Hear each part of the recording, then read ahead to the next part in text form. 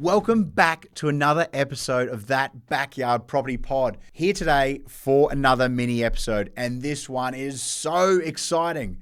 On Monday, the government announced that they were bringing forward the changes to the First Home Guarantee Scheme. Now, what is a guarantee scheme? Really good question. This scheme is designed to help first home buyers purchase the property in their own right, so the government doesn't own any of it, in their own right, and avoid mortgage insurance. As a first home buyer, you need to have a 5% deposit plus any stamp duty costs or any other costs. So depending on the state or territory you're in will depend on the amount you need. So you definitely need 5% plus anything on top of that to cover stamp duty. Now I'm going to go through a few different numbers today just to give you a round figure on what you would need depending on the state or territory you're in. It's really important to note that this scheme is designed to avoid mortgage insurance. The background to it is that the government obviously realized that not all people have the ability to use a family member to avoid mortgage insurance using a guarantor. So the government is now your pseudo parent to avoid that mortgage insurance, which is amazing. It's a huge, huge boost. So I hear so much around people finding it hard to enter the property market. This is the scheme for you. Now you can stack first home buyer schemes on top of each other. This scheme that we're talking about today is a federal scheme. Stamp duty concessions and first homeowner grants is a state or territory-based scheme. The First Home Super Saver scheme is the one where you can voluntarily put money into your super pre-tax for the purpose of buying your first home and then withdraw it. There's so many good tax incentives on that one, especially if you're earning good money. So you've got a number of schemes: guarantee scheme, stamp duty concession or grants, plus the First Home Super Saver scheme. They're the three that I would package up into one and use all three of them and get into your first home. Now, the scheme, what has changed? Two things. There was previously an income test or threshold on what your income needed to be. As a single person, it needed to be under $125,000 as a taxable income for the previous financial year. From the purchasing perspective, there was a price cap. Now the price cap has changed. The income, there is no more income threshold or testing. You can earn as much as you want and it does not factor into this. So that 125 as a single or 200K as a couple is no longer a requirement. The price caps have changed. What have they changed to? Sydney has moved from 900K to 1.5 million. Melbourne, 800K to 950. Brisbane, 700 to a mil. Adelaide, 600 to 700K. One of the big changes, Perth, 600K to 850. Hobart, 600 to 700. Canberra, 750 to 1 mil. And my place of where I was born, Darwin, 600, has stayed the same at 600. No changes there. Sorry, guys in Darwin. Now, those changes, what does that mean? It means you can now purchase the property at that new price cap with a 5% scheme. We have prepared a few different scenarios with these new schemes amounts so that you can get an idea on what you'll need from a deposit perspective.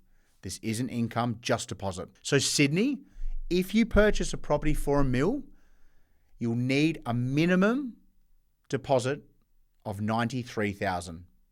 This will cover your stamp duty, settlement, solicitor, and the 5%. Repayments on that are about $5,300 per month. Melbourne, one of the hot topics at the moment, Melbourne, 900K purchase price, you'll need a minimum of $99,000. This is so much more than Sydney because your stamp duty is so much more now. Stamp duty on that is $49,000. The repayments, $4,800 per month. Brizzy, a $1 million purchase, you'll need a minimum of $86,000. That is covering your 5% and your stamp duty. Repayments, $5,300 per month. Adelaide, this for a 700K purchase, you'll need a minimum of 77,000. Stamp duty of 32 odd K, which is included in that, and the repayments 3,700. The last one I wanted to do was Perth, where I am based. This is such an important topic in Perth right now, and I feel it's only going to add fuel to the hot property market fire. Perth, for a 850K purchase, you'll need a minimum contribution or deposit of 81,000. This covers your 5% and stamp duty and other little costs. Your repayments are 4,500. Why is this one so important? Because there are so many fly-in, fly-out workers, people working on the mines, engineers, people working with high incomes that couldn't originally use the scheme. Now there is no income testing, and it's obviously allowing you to purchase that bit more, because buying a family home for 600K was impossible over the last 12 months to 2 years. This is such a massive change. It got changed on Monday. It will come effect 1st of October, not the 1st of January. So I've been working with a lot of first home buyers that are trying to beat the system and purchase between now and January, because we know it will increase the demand for property in Perth. We're currently sitting at listings of 3,150. So there's not much more movement unless we get some more properties on the market, or we start building some more, which is another issue entirely. If you are a first home buyer, send this to all of your friends, anyone wanting to buy a property, because it's so much more achievable now that the scheme has changed. There are obviously arguments to say this is manipulated and it will inflate property prices. I agree with that. Do I agree with using this scheme? Yes. Do I agree that it puts out of reach for people in the next 5 to 10 years? I also think that might be the case. So there are some consequences on this. However, we need to make sure we look after ourselves in that instance. And if you are a first home buyer, I would be making sure that you look at this scheme. As a broker, we're looking at two things: your borrowing capacity and your deposit or contribution. This scheme helps with the contribution. Now we just need to focus on your income. Remember, we can borrow 5 times our gross income. So if you're earning 100K a year, your borrowing capacity is generally 500K. So use that as a really rough rule of thumb, because people want to know how much they can borrow all the time. There are only some banks that are on this scheme. So make sure you reach out to your broker and check whether your bank or banks you're looking at going to are on the scheme, because the likes of ANZ aren't. Most of the other majors are, but ANZ, ING, who else isn't? There's a number of other ones that aren't on there.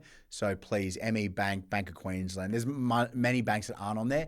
There's a few majors that obviously are on there. So reach out if you have any questions. If you need us to look at your borrowing capacity, we can obviously help with that, because that's what we do day in, day out. There's never been a better time to purchase a property as a first home buyer than using this scheme. I cannot wait to help you. Reach out with any questions you have regarding the scheme, because I'm obviously here to help. Thank you again for tuning in. I love you being a part of our community. Remember, next podcast out on Tuesday. The next mini will be the borrowing capacity, because I was supposed to do that today, and that will be next Thursday. Like, follow, subscribe, get onto it. Can't wait to see you again next week. Cheers.